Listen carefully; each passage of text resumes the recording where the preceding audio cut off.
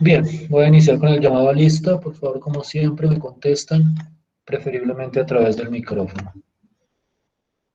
Island Romero.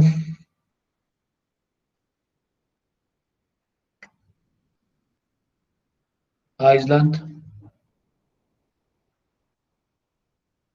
Angulo García.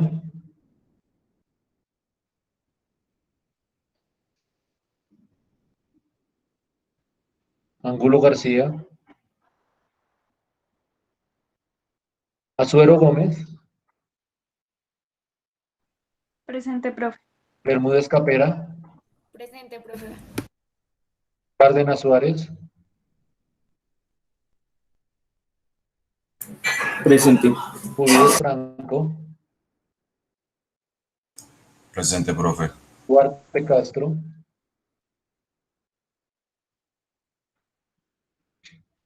Duarte. Presente, profe. Enciso Barrera.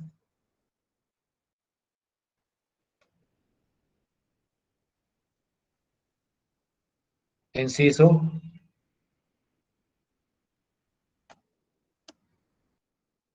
Gómez Pachón. Presente, profe. González Rodríguez. Presente, profe. Jiménez Rangel. Presente, profe. Martínez Antonio.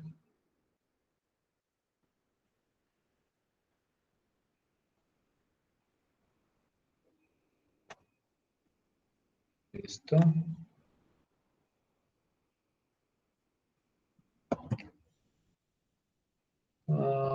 Excúsenme. Mateo Rocha.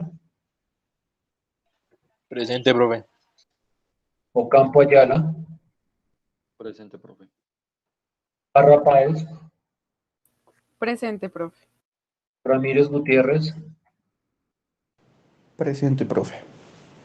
Ribeira Iguarán. Ribeira.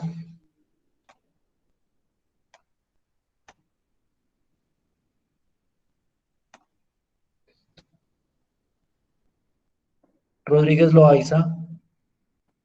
Presente, profe. Suárez Noy. Presente. Tarazona Vélez. Tarazona Vélez.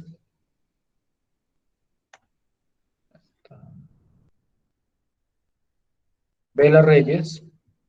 Presente. Belandia González. Presente, profe. Bien. Profe, qué pena interrumpirlo. Island, yo sí estaba, solo que ahorita estaba teniendo problemas de sonido. Listo, pues yo te quito la falla. Enciso también. Listo, pues. Voy a iniciar con la presentación de la sesión de hoy. Por favor, me dicen si alcanzan a ver mi pantalla.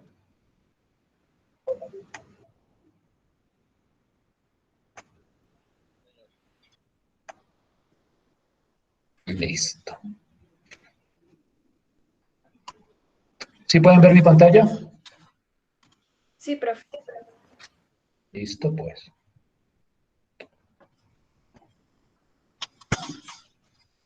La sesión de hoy vamos a iniciar con el trabajo acerca de un tipo de problema particular en lo que corresponde al estudio de funciones, sobre todo de funciones escalares. Digamos que esta idea de optimización es fundamentalmente para funciones escalares de varias variables, incluso de una variable. Es decir, tanto esas funciones que ustedes veían antes de iniciar este curso, como estas funciones que estamos discutiendo en este momento, tienen muy interiorizado el problema de encontrar lo que se conocen como los óptimos. Es de esas funciones. Para funciones vectoriales no es muy claro, hago este comentario al margen, porque ese tipo de problemas no lo atacamos en funciones vectoriales. En funciones vectoriales no es muy claro cómo conceptualizar esa idea del óptimo. En cambio, para funciones escalares y funciones de una variable, o mejor dicho, lo que se conocen como funciones reales, sí hay una noción de lo que es la optimización. Fundamentalmente porque en ese tipo de funciones es muy importante encontrar cuando la función toma el valor más grande y el valor más pequeño, lo que uno termina llamando los máximos y los mínimos de la función, que es al fin y al cabo a lo que hacen referencia los óptimos. Es decir, cuando uno habla de optimizar una función, en el fondo de lo que uno está hablando es de encontrar los valores máximos y los valores mínimos de la correspondiente función. Entonces, yo voy a estar hablando, digamos que indistintamente, de óptimos o de máximos y mínimos, y en el fondo estaré hablando exactamente de lo mismo. Dentro de esa idea de la optimización, o dentro de ese problema de la optimización, se distinguen dos tipos particulares de optimización.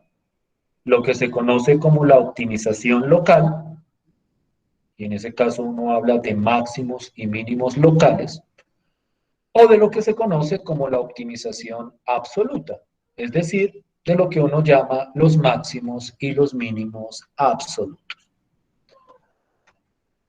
Vamos a ver que la diferencia fundamental entre esos dos tipos de óptimo está en la referencia con la cual se considera esa optimización.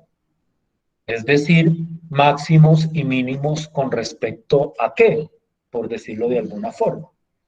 Y entonces los máximos y los mínimos locales van a ser aquellos puntos que son máximos y mínimos con respecto a los puntos que están cercanos a ellos.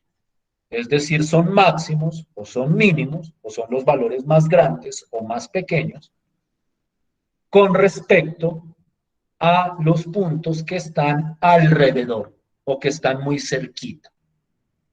En cambio, cuando uno habla de máximos y mínimos absolutos, que de esos hablaremos en otra sesión de clase, estamos haciendo referencia a los que son máximos o mínimos con respecto a todos los puntos del dominio de la función. Entonces, es muy importante clarificar que en la sesión de hoy, cuando hablamos de máximos y de mínimos, estamos haciendo referencia a los máximos y los mínimos locales, como por no estar repitiendo a cada rato máximo local o mínimo local, sino que yo digo máximo o mínimo y en la sesión de hoy entenderemos que estamos hablando exclusivamente de máximos y mínimos locales. Esta diferenciación entre máximos locales y máximos absolutos, o entre mínimos locales y mínimos absolutos, a veces no es muy clara, sobre todo en el contexto de las funciones de varias variables. Pero, digamos que la idea intuitiva es relativamente clara. A mí siempre me gusta dar este ejemplo, y qué pena que me extienda tanto como en la parte intuitiva de este tema, pero es como para que ustedes se lleven qué es lo que realmente estamos tratando de encontrar acá. Cuando uno habla de máximo local, entonces uno lo puede pensar como en divisiones geográficas. Entonces digamos que una localidad es como un municipio, entonces digamos que es lo más grande dentro del municipio, por decirlo de alguna forma. Pero cuando uno habla de un máximo total, uno está hablando de lo más grande de todo el universo, por decirlo de alguna forma. Perdón, sí, máximo mínimo absoluto, de todo el universo.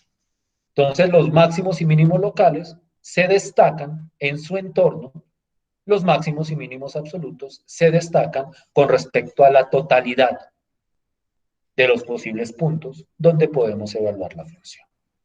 Esa es como la idea intuitiva.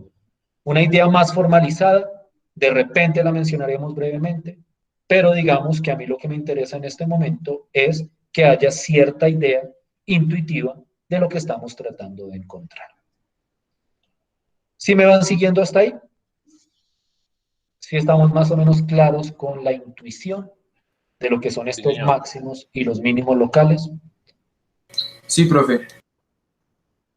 Este concepto no es nuevo, de hecho, porque ustedes cuando trabajaban con funciones de una variable, en su curso de introducción al análisis matemático, no sé si lo recuerden, debieron haber trabajado con esos conceptos de máximo y mínimo local, pero para funciones de una variable. Ahora vamos a tratar de generalizar ese concepto hacia funciones de varias variables. Y entonces aquí la pregunta central es cómo hallar los máximos, mínimos locales de una función de varias variables. Como siempre, enfocados especialmente en lo que son las funciones de dos variables y posiblemente hablemos un poquitico de las funciones de tres variables. Y un concepto clave en ese proceso de encontrar máximos y mínimos locales es el concepto de punto crítico o estacionario, algunos textos lo llaman puntos estacionarios, de una función, y vamos a hablar del caso particular de funciones de dos variables. Y aquí viene una definición, ahora sí, matemática formalizada.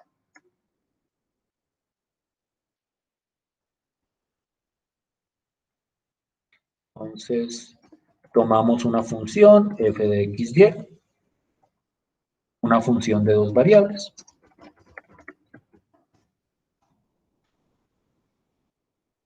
Decimos que a, b,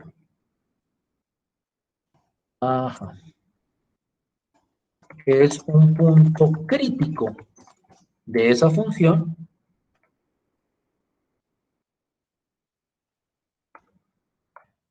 si,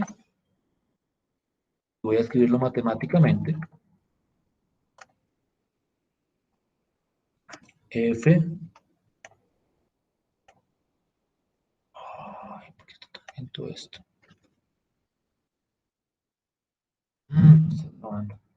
Dame un segundo, por favor.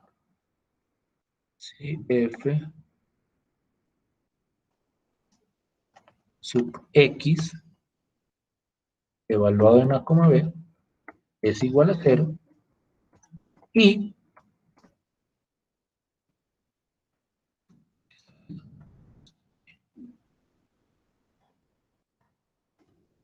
f sub y de a, b es igual a 0. Entonces vamos a tratar de mirar con cuidado esta definición, que digamos que no es una definición muy compleja. Y vamos a tratar de entender la idea que está detrás de esta definición. En primer lugar, yo cojo una función de dos variables y yo quiero determinar o quiero definir qué es ser un punto crítico de esa función. Entonces, un punto crítico es aquel donde al evaluar las derivadas parciales me da igual a 0. Es decir, si yo cojo todas las derivadas parciales que tenga la función, de primer orden, claro está, y las evalúo en ese punto, y al evaluarlas en ese punto me da 0, eso inmediatamente me dice que ese punto es un punto crítico de la correspondiente función. Si entendemos correctamente esta definición, entendemos cuál es el procedimiento para encontrar los puntos críticos. Porque eso significa que para hallar los puntos críticos de una función cualquiera, de una función de dos variables,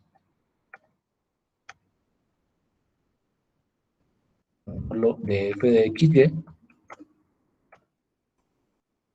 debemos encontrar aquellos puntos donde ambas derivadas parciales sean iguales a cero.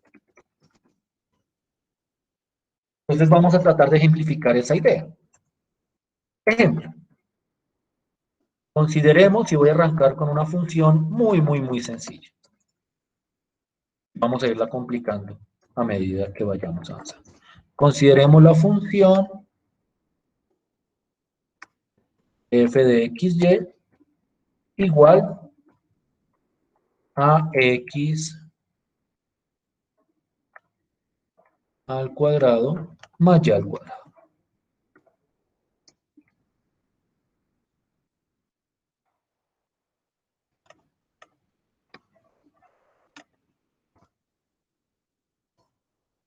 Para hallar los puntos críticos de esta función,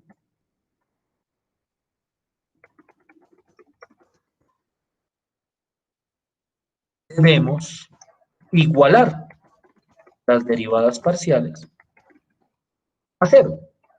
Entonces, rápidamente, lo que yo hago es cojo la derivada parcial con respecto a x,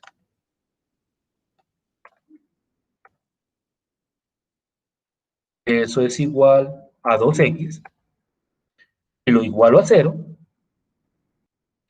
y cojo la derivada parcial con respecto a y,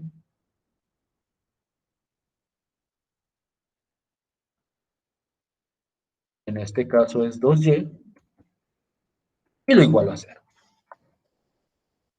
Y entonces quiero que miren lo que sucede. Yo tengo las derivadas parciales igualadas a cero, y lo que me piden es encontrar cuáles son los puntos donde esas derivadas parciales son iguales a cero. Entonces yo tengo que 2 por x tiene que ser igual a cero, y yo tengo que por 2 por y tiene que ser igual a cero. Entonces de esta primera ecuación, despejando la x, obtenemos que x es igual a cero, y en esta segunda ecuación, despejando la y, obtenemos que y es igual a cero. ¿Es claro el despeje? ¿Para todos? Sí, señor. ¿Problemas hasta ahí?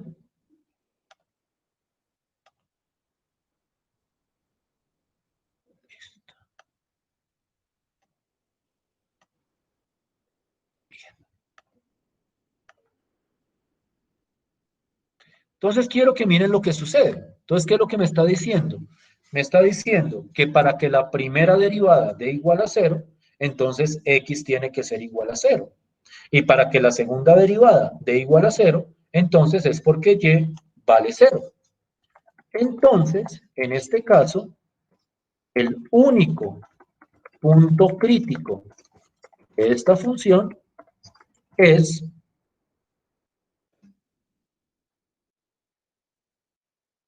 0,0.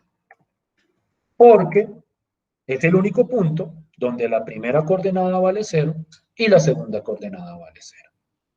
Y hemos encontrado los puntos críticos, en este caso solo uno, de la función x al cuadrado más y al cuadrado. ¿Sí me estoy haciendo entender hasta ahí? ¿Sí estoy siendo claro hasta ahí? Sí, señor. Sí, señor. Vamos con un ejemplito un poquitico más interesante.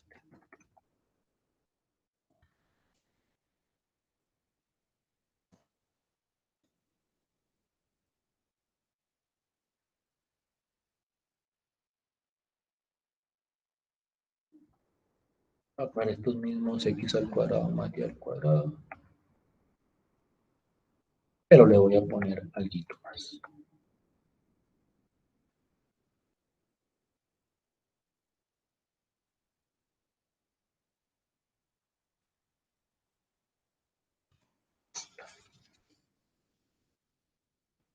¿Todos ven la función?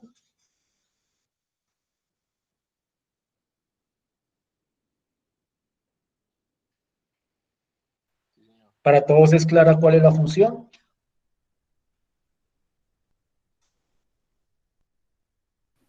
Sí, señor.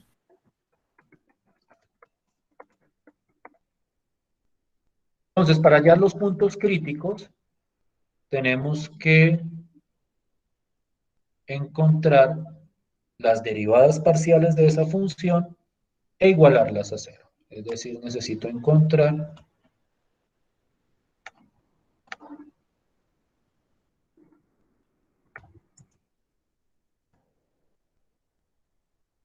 f sub x y necesito encontrar f sub y.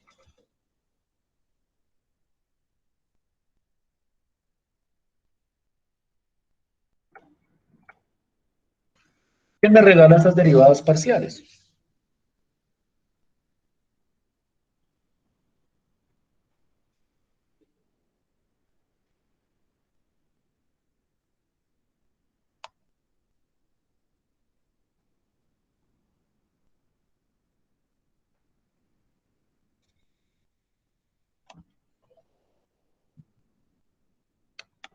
Nadie. De la primera me dio menos 4 más 8y. ¿Sí? ¿Ya no hay más? Profe, a mí me dio 2x más 8y menos 4.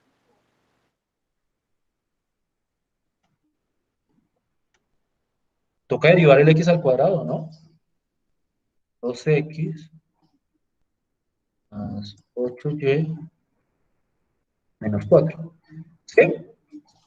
¿O no? Sí, profe. ¿Todos de acuerdo ahí? Sí, profe. Sí, profe. Y esto toca igualarlo a cero, ¿no? Porque eso es lo que me dice el proceso para encontrar los puntos críticos. Coja las derivadas parciales e iguálenlas a cero. Y entonces, ahora, necesitamos la derivada con respecto a y. 2y ¿Sí? más 8x más 6.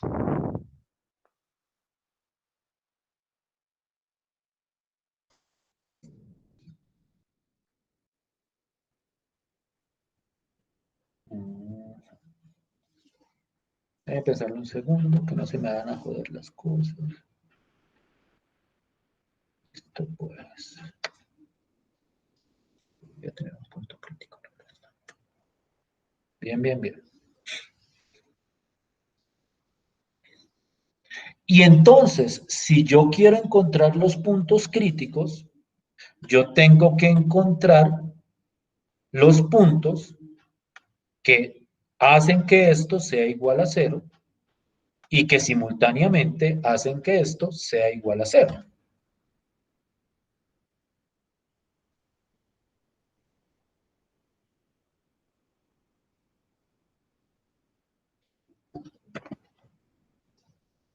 Y entonces, si yo quiero encontrar dónde esto es igual a cero y dónde esto es igual a cero, pues naturalmente necesito resolver ese sistema de ecuaciones lineales.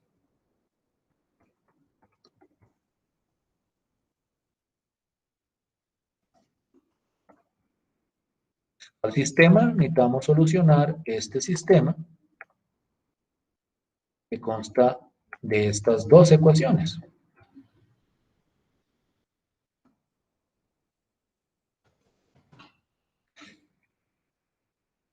¿Saben cómo se puede solucionar ese sistema?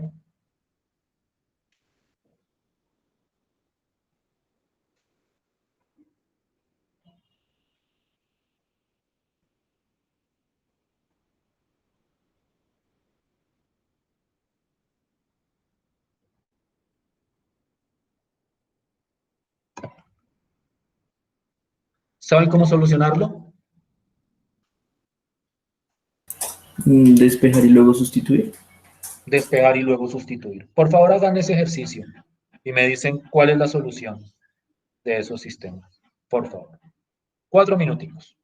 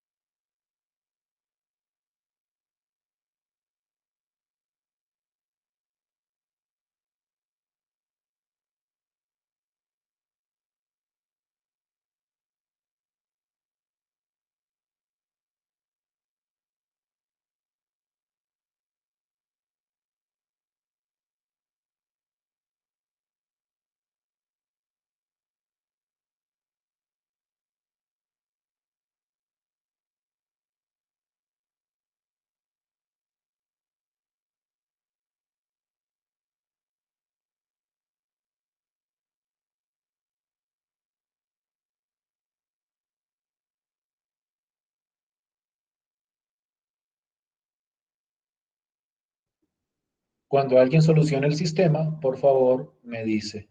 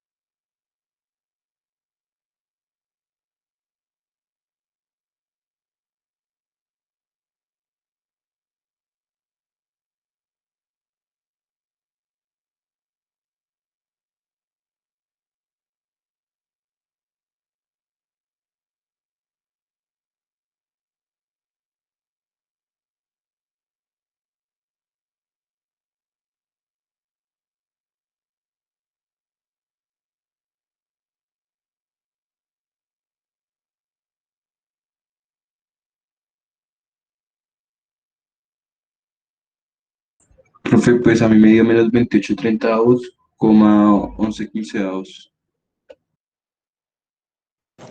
Igual, profe.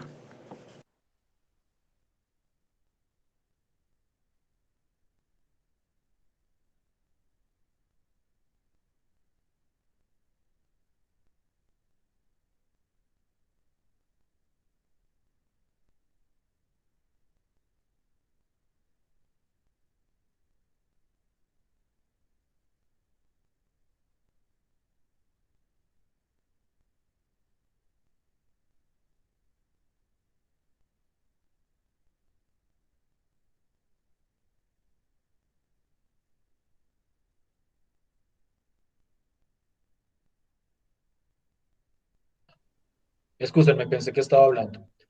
Entonces me estaban diciendo que al solucionar el sistema obtenemos que x es igual a ¿qué, perdón? Menos 28/30. 28 treintavos. Menos. Menos Menos. 28/30. Menos 28 treintavos. Listo. ¿Y cuánto? 11/15. ¿Todos de acuerdo? ¿O no? ¿O alguien le dio diferente? A mí me dio igual, profe. Entonces, des de cuenta que en este sistema solo hay una solución, un sistema de ecuaciones lineales. Ustedes saben que hay sistemas de ecuaciones lineales que tienen más de una solución. Pues cuando tienen más de una solución, pues cada una de las soluciones es un punto crítico. Pero en este caso, como tiene única solución, este es el único punto crítico. Entonces, este de acá, menos 28 treintavos, coma 11 quinceavos, es el único punto crítico de la función f de x. ¿Estamos bien con la idea? ¿Sí me hago entender hasta ahí? Sí, profe. Bien, pues. Listo. Vamos con un ejercicio más interesante. Profe, qué pena contigo, ¿puedes volver a subir un momento? Es que no comprobé bien los resultados. Gracias. Listo, pues. No olviden que eso se puede verificar, ¿no? Ustedes cogen estos puntos o este punto, lo reemplazan en esta ecuación, lo reemplazan en esta ecuación y eso les debe dar 0. Listo, profe, gracias. ¿Listo, pues?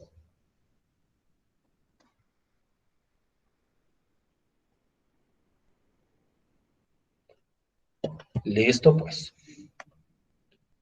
Bien. Entonces íbamos con otro ejercicio, con un ejemplito, un ejercicio un poquitico más interesante.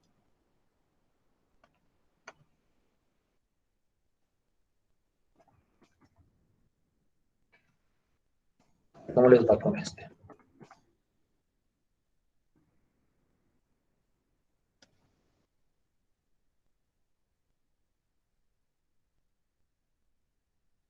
Mm,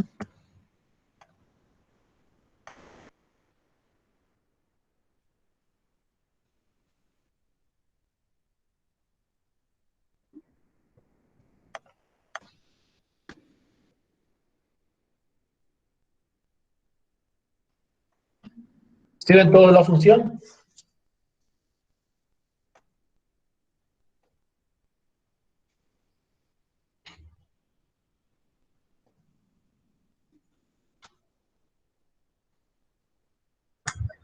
Sí, profe, ahí se ve. Listo, pues. Por favor, quiero que hagan el ejercicio de plantear el sistema, porque siempre es plantear un sistema, y encontrar los puntos críticos de esa función. 5 minuticos, por favor.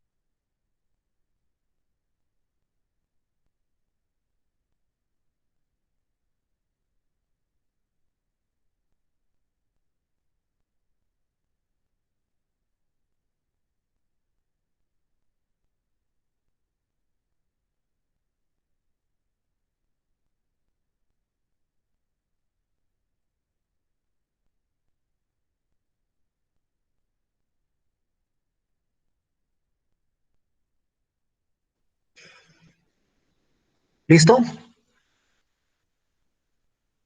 Profe, pues a mí me dio 0,0, pero no sé si está bien. ¿Y solo te dio 0,0? ¿No hay ningún otro?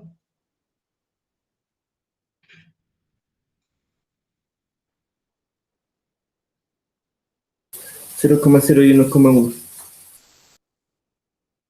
¿Solo esos dos?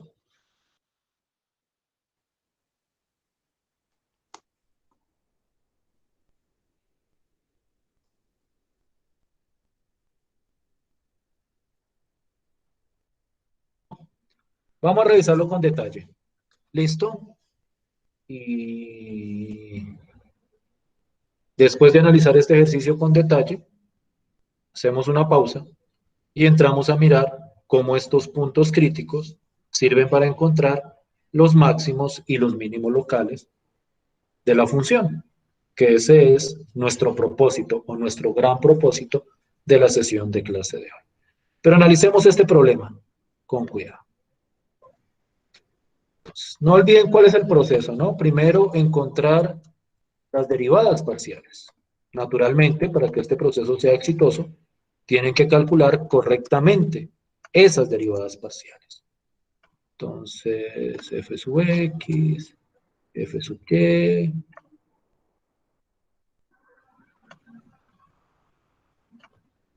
Y entonces, ¿quién me regala las derivadas parciales de esas funciones, por favor?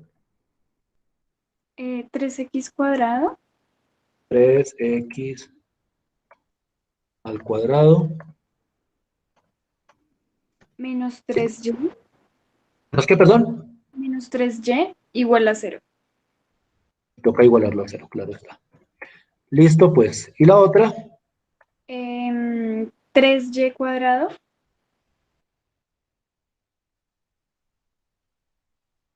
3y cuadrado, así. Sí. ajá, menos 3x igual Ok. a 0. Listo, pues. Y entonces nos toca solucionar ese sistema. ¿Qué estrategia propusieron ustedes para solucionar ese sistema?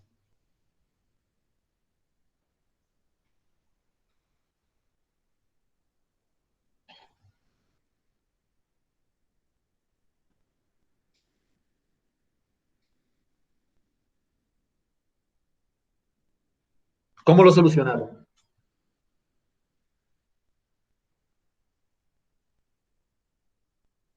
Profe, pues yo en el primero despejé la X y en el segundo la Y y luego reemplacé en cada uno. ¿Del primero despejaste la X? Sí, profe. ¿Y cómo te fue despejando la X? ¿Cuánto te dio la X luego? X me dio raíz de Y. Pero ahí no hay un problema. Luego cuando uno despeja los cuadrados no salen dos raíces, más o menos Y, ¿no? Sí, profe. ¿No es más efectivo más bien despejar la y decir que Y es igual a X al cuadrado? O profe, digamos, yo lo que hice fue despejar X, pero del segundo. O eso. O sea, mucho cuidado. Entonces voy a escribirlo por acá. Ah, me lo borró. Ya. Pues miremos a ver si puedo meterlo acá. No me dejó espacio. Ya. Despejando, tenemos que igual a X al cuadrado. O podríamos del segundo haber despejado X y debería dar exactamente lo mismo. Yo no recomiendo que despejen variables cuadráticas, es decir, elevadas al cuadrado, porque es que cuando uno trata de despejar variables cuadráticas, pues la raíz, o sea, si ustedes van a despejar la X de acá, tienen que poner dos raíces, ¿no? La positiva y la negativa. Ustedes sí sabían eso, que cuando ustedes van a despejar, por ejemplo, X al cuadrado de acá o X de acá, aquí les va a quedar más o menos raíz de Y. ¿Sí? Sí, profe. Y ahí se meten en un problema, porque entonces tienen que manejar con la raíz positiva y con la raíz negativa. De pronto por este lado salga mejor. Bien, ya despejé Y. ¿Y qué recomiendan que haga a continuación? reemplazarlo en la otra ecuación. Reemplazo en la otra ecuación. Vamos a mirar. Voy a ponerlo por acá. Este es un procedimiento algebraico, ¿no? O sea, no es ni siquiera cálculo vectorial. Esto es despejar y reemplazar sistemas. Reemplazando, obtenemos, pues como y es igual a x al cuadrado, pues lo copio de acá.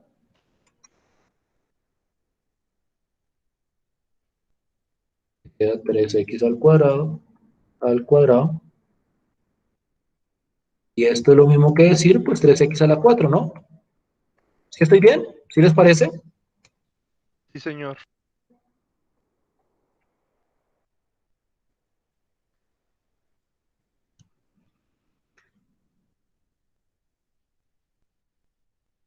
¿Cuál es la ventaja de este procedimiento de despejar y reemplazar?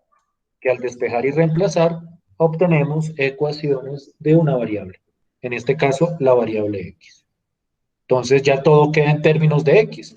Y lo que tenemos que tratar de hacer es solucionar esa última ecuación. La voy a resaltar.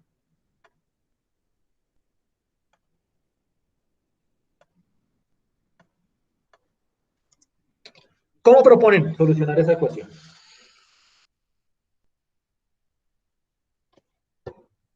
Sacamos factor común. Dime, perdón. Factor común 3x. Sacamos factor común. Factorizamos. Es como lo recomendado, ¿sí o no? Para este tipo de ejercicios. Cuando tenemos ecuaciones de una variable, entonces factorizamos. Entonces esto me queda, insertar ecuación, queda 3x, que sale por factor común, y aquí me da x al cubo menos 1, ¿cierto? Sí, sí, señor.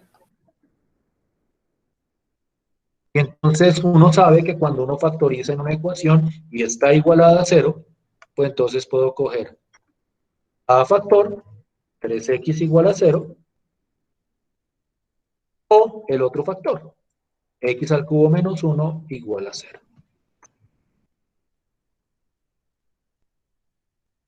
Y entonces, si 3x es igual a 0, pues me da que x es igual a 0. Yo creo que eso no tiene misterio. O si x al cubo menos 1 es igual a 0, pues es que x al cubo es igual a 1.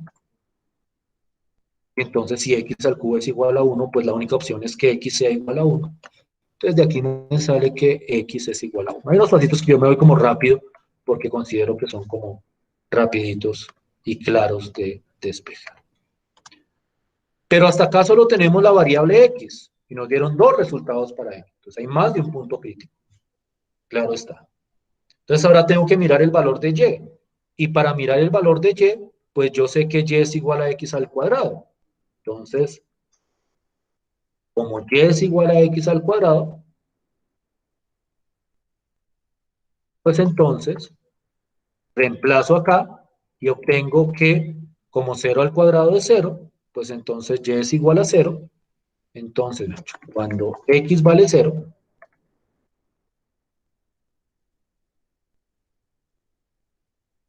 tenemos que y es igual a 0.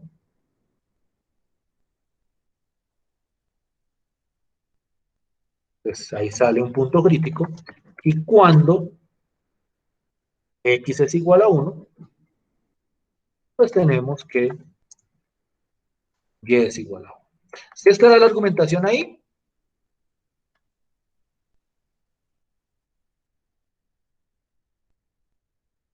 ¿Sí es clara la argumentación para todos? Sí, profe. Entonces, y aquí son más de un punto crítico, los puntos críticos son 0,0 y 1,1. Entonces, esta función en particular tiene dos puntos críticos, 0,0 y 1,1. ¿Sí estamos bien?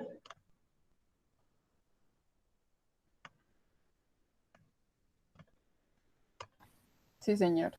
¿Todos de acuerdo hasta ahí?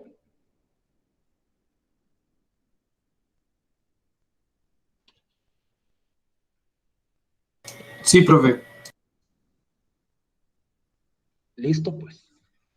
Entonces, son las 12:56. Descansemos 14 minutos.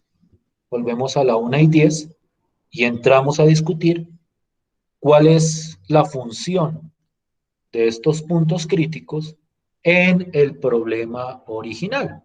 Que el problema original es cómo hallar, esta es la gran pregunta, cómo hallar los máximos y mínimos locales de una función, en este caso de dos variables. Entonces descansemos hasta la 1:10 y hacemos ese trabajito. ¿Listo? Listo, profe.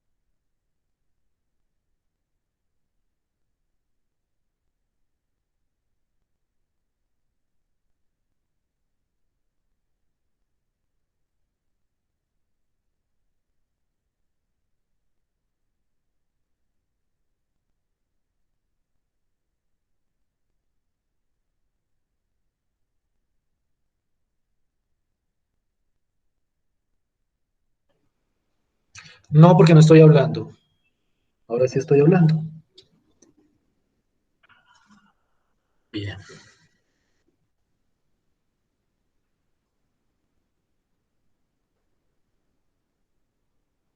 ¿Todos pueden ver la pantalla?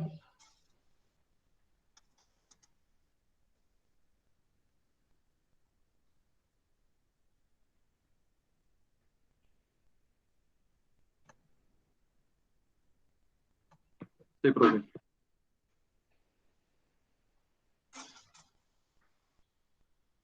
Nosotros vamos a definir un método para encontrar los máximos y los mínimos locales de una función de dos variables. Nos vamos a centrar en el caso específico de las funciones de dos variables. Digamos que este proceso se puede generalizar, aunque hay muchos detalles que habría que mirar, para funciones de más cantidad de variables, pero digamos que la estructura del procedimiento sería muy parecida.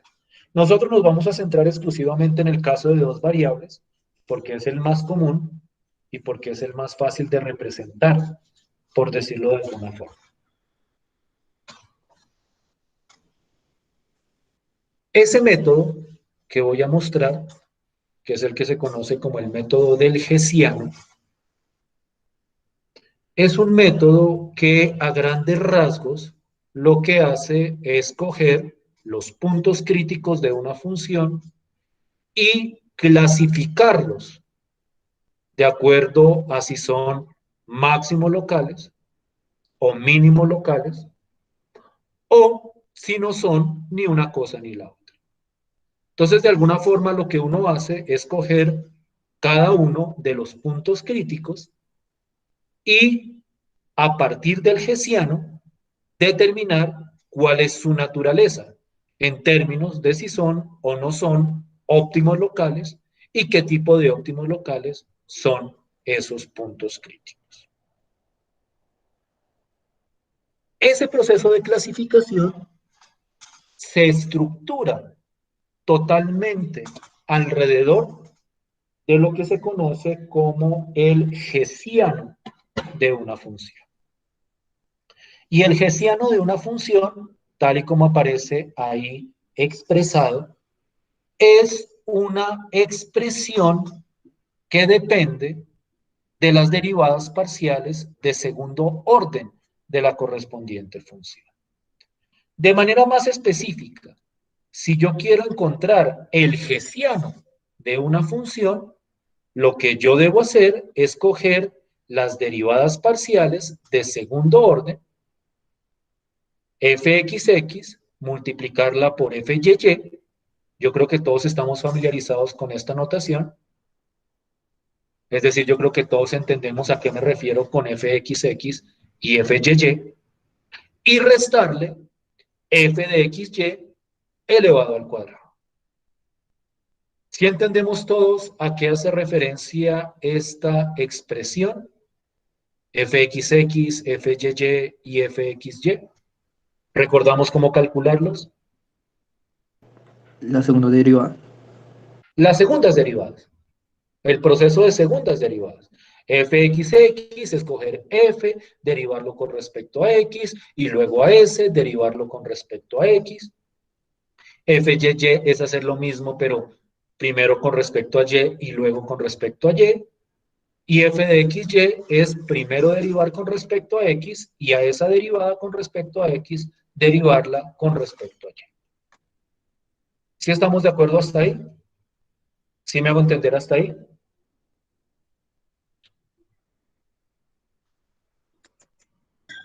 Sí, profe. El Hessiano, de, cojamos alguna de las funciones que tenemos arriba, esta última, por ejemplo, el Hessiano de esta función.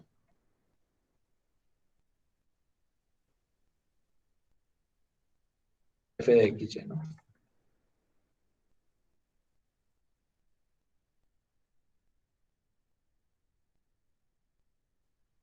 sería el siguiente. Entonces, h de xy, por favor vayan calculándome las derivadas de segundo orden de esa función. H de xy igual fxx. ¿Cuánto les dio fxx?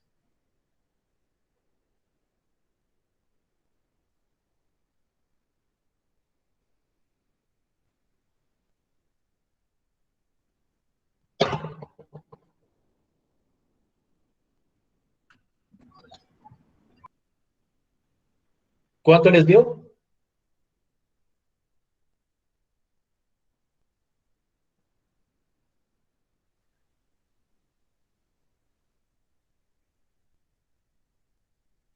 A mí 6x. 6x, profe. ¿Cuánto Seis. dio? 6x. 6x.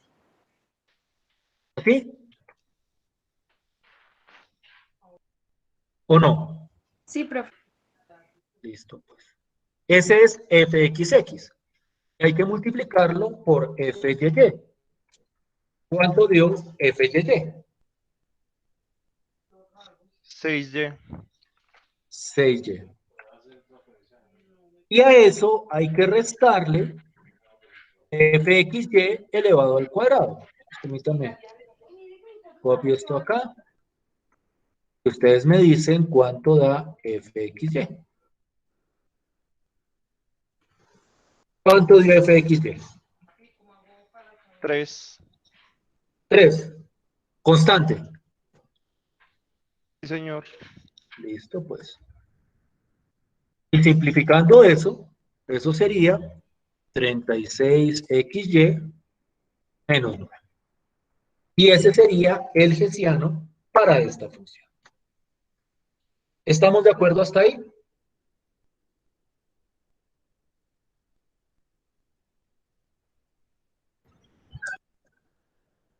¿Preguntas hasta ahí? No, profe.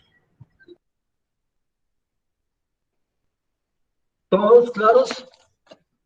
Es muy importante que el cálculo del hessiano quede correcto, porque o si no, pues naturalmente el proceso que voy a exhibir a continuación fallaría, porque se centra totalmente en el cálculo del hessiano. Definido lo que es el hessiano, vamos a mirar cómo encontrar los máximos y los mínimos locales.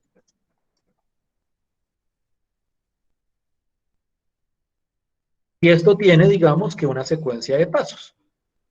El primer paso, evaluar el hessiano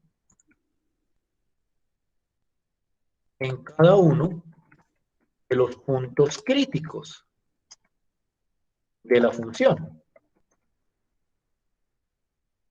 Entonces, uno calcula el hessiano, coge los puntos críticos, entonces naturalmente hay que haber calculado los puntos críticos de la función previamente, y procedemos a evaluar.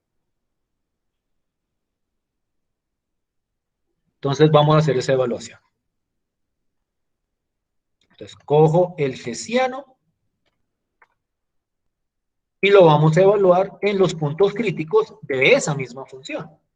Entonces para esta función, entonces voy a ponerlo acá, para la función que está acá,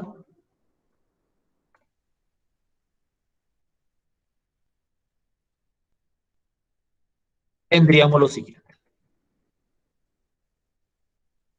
Tendría que evaluar el hessiano, ¿perdón? ¿Alguien dijo algo? No, profe. Tendríamos que evaluar el hessiano en los puntos críticos. ¿Alguien recuerda cuáles eran los puntos críticos de esa función? ¿Cuántos puntos críticos tenía esa función? Eran dos, profe. Uno era 0,0 y el otro era 1,1.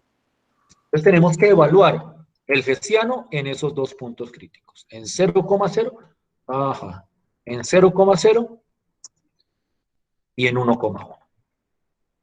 Naturalmente, si es otra función, tiene otro hessiano, tiene otros puntos críticos, pero el procedimiento es exactamente el mismo. ¿Cuánto da el hessiano evaluado en 0,0? 0. ¿Sí? ¿Por qué da 0? -9, ¿no? Haría -9. ¿Por qué te dio 0? ¿A quien le dio 0, por qué le dio 0?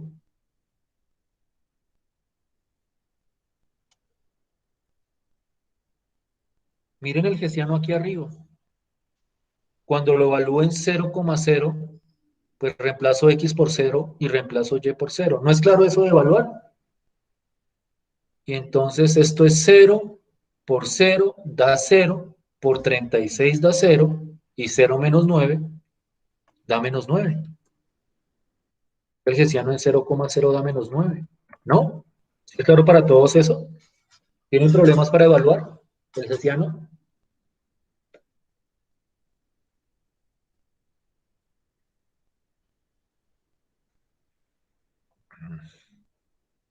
¿Cuánto da el hessiano en 1,1? A ver si es claro. 27. ¿A todos les dio 27? Sí, señor. ¿Para todos es claro de dónde salen esos números? ¿O no?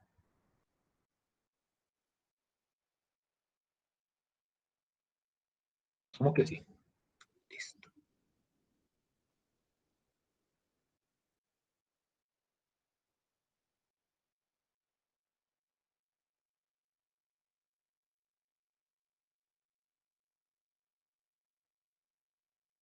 Con los resultados del paso anterior, clasificamos los puntos críticos de acuerdo al siguiente criterio. Y ojo lo que dice el criterio, para que no se vayan a confundir.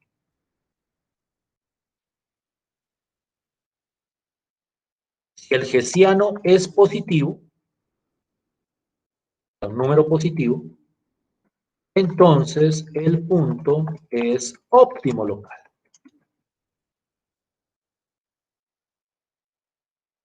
Si el hessiano es negativo, entonces el punto no es óptimo local.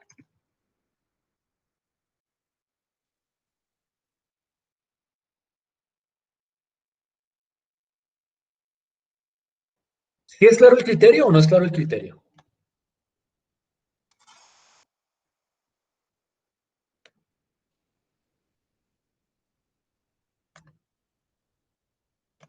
Con éxito.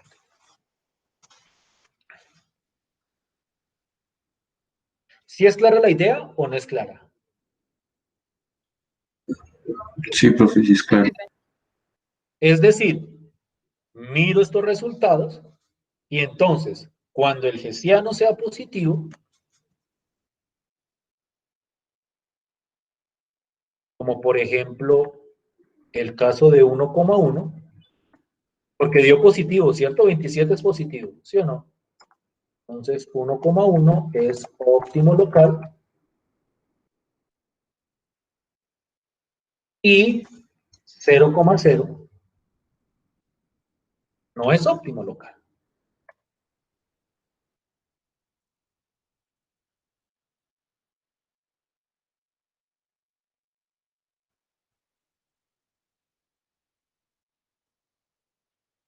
¿Estamos bien hasta ahí? ¿Sí están entendiendo?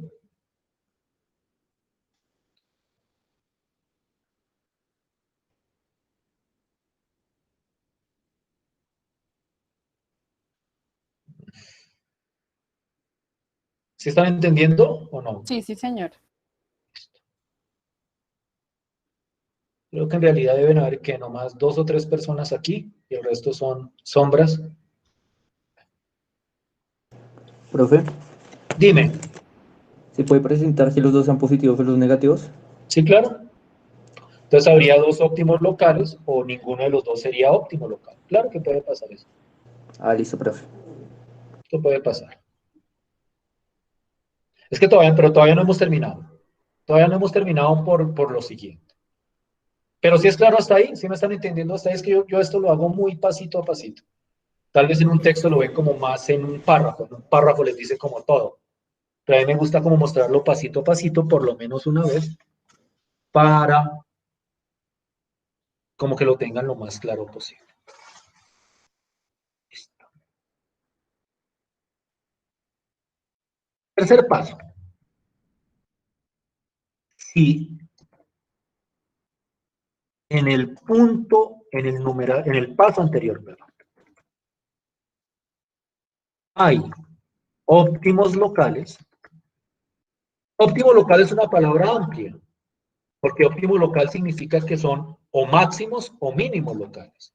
Pero naturalmente estamos interesados en determinar si son específicamente máximos o específicamente mínimos. Entonces, para eso, si en el paso anterior hay óptimos locales, los subclasificamos. Es decir, vamos a establecer una clase entre los óptimos locales de acuerdo al siguiente criterio. Entonces, miren con cuidado el otro criterio, pero ese es solo para los óptimos locales. Miren lo que voy a hacer. Voy a coger fxx. Para que lo puedo copiar de algún lado, de acá.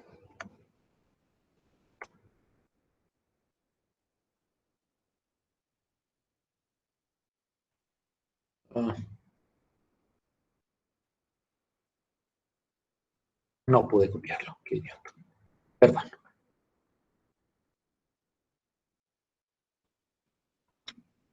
Si fxx evaluado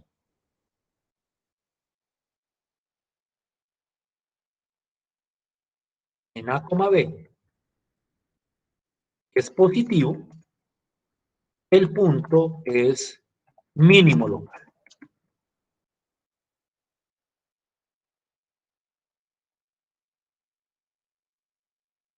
Y si fxx es negativo, el punto es máximo local.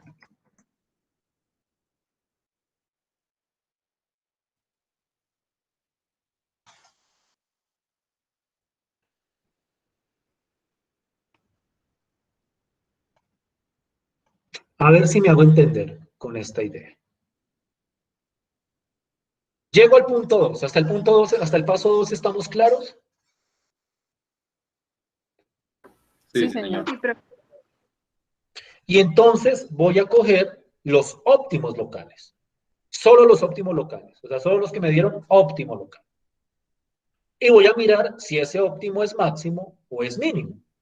Y entonces lo que hago es cojo todos los óptimos locales y los evalúo en fxx, o al revés, evalúo fxx en cada óptimo local. Si no hay óptimos locales, pues aquí no se hace nada. O sea, el tercer paso solo se hace si hay óptimo local. Y solo se hace con los óptimos locales. Es decir, este puntico de acá no lo vamos a tocar más. Ese se queda quieto. Ya no vamos a decir nada más de él. Pero este puntico, como es óptimo local, lo vamos a subclasificar. Y la manera de subclasificar es la siguiente. Voy a coger fxx. Entonces, como el único óptimo local, en este ejemplo, es 1, 1.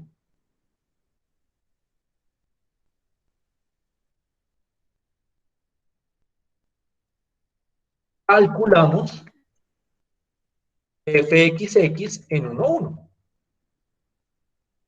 ¿Recuerdan cuánto daba fxx? ¿Cuánto daba fxx? Para el ejemplito. Daba 6x. 6x. Y si evalúan 6x en 1,1, ¿cuánto les da?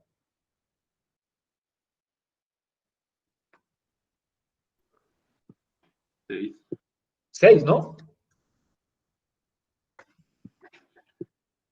¿O no? Sí, profe. Y en este caso, esto es positivo.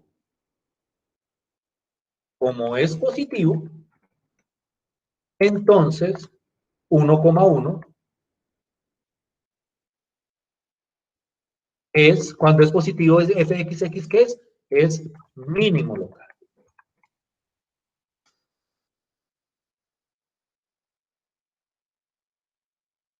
¿Sí me hice entender? Sí, sí, señor. Una nota fuerte, en negrilla. Este último paso solo se hace con los óptimos locales. Con nadie más. Con nadie más.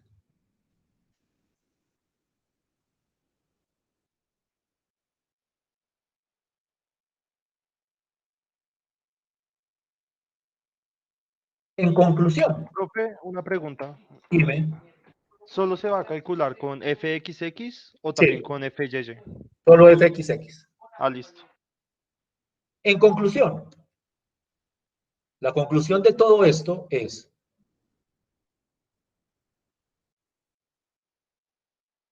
esta función tiene un mínimo local que es 1,1. El punto 0,0 no es ni mínimo ni máximo local. A esos puntos críticos, que no son ni mínimos ni máximos locales, la literatura los llama puntos de silla. Es decir, que cuando, estoy a ponerlo acá,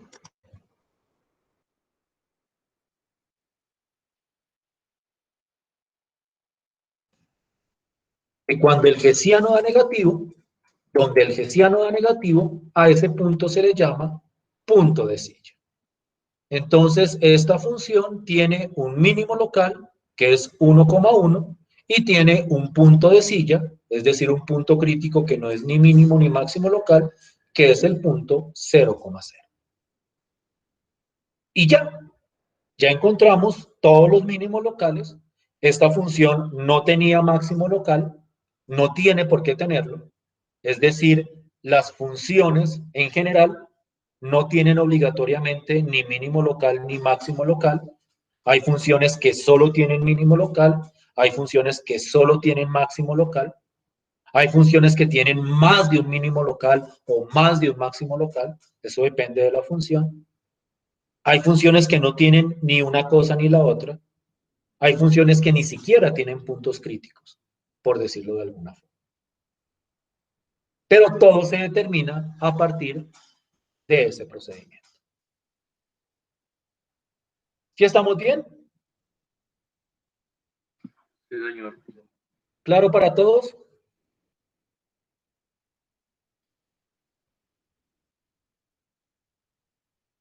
Entonces miren Sí, la señor. estructura. Naturalmente, esto lo voy a poner aquí en rojo. Primero, antes de encontrar los máximos y mínimos locales, primero debemos encontrar los puntos críticos. Ese es como el paso cero, por decirlo de alguna manera. Primero se encuentran todos los puntos críticos. Y luego calculamos el hessiano, lo evaluamos, luego miramos cuáles de los puntos son óptimos locales, cuáles no lo son, y si hay óptimos locales, los clasificamos en mínimos locales y máximos locales con el fxx. Y ahí llegamos a los mínimos locales, los máximos locales y los puntos de silla de la correspondiente función. ¿Sí estamos bien hasta ahí? Sí, profe, todo bien. Sí, señor.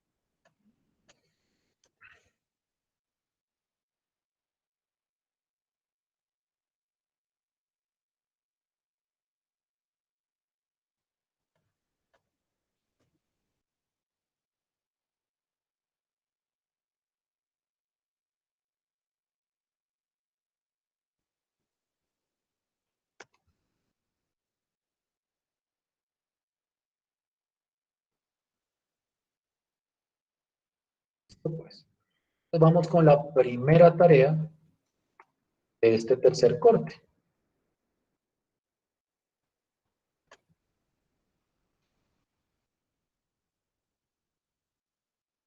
¿Sí la pueden ver? Sí, profe. Sí, señor. Este tercer corte, ¿no?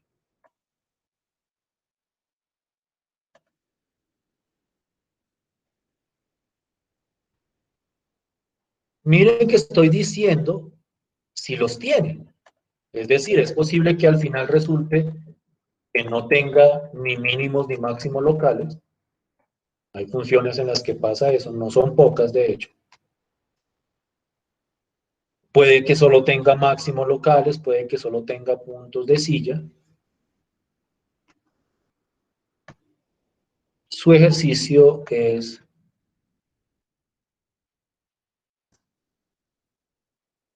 encontrar eso. ¿Listo? Sí, señor.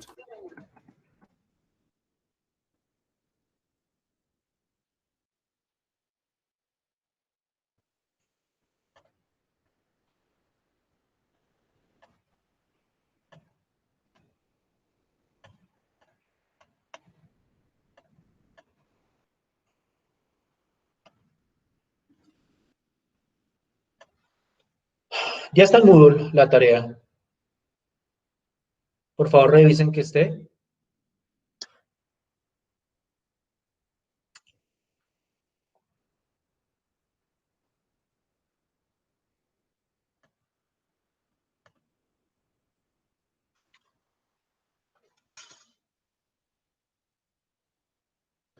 Sí, profe, sí está. Listo.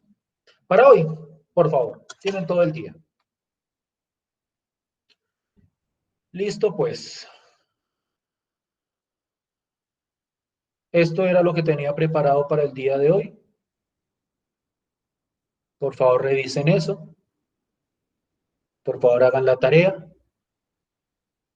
Y nos vemos el viernes. Ahí les dejo este espacio que les queda de clase para que trabajen en la tarea. ¿Listo?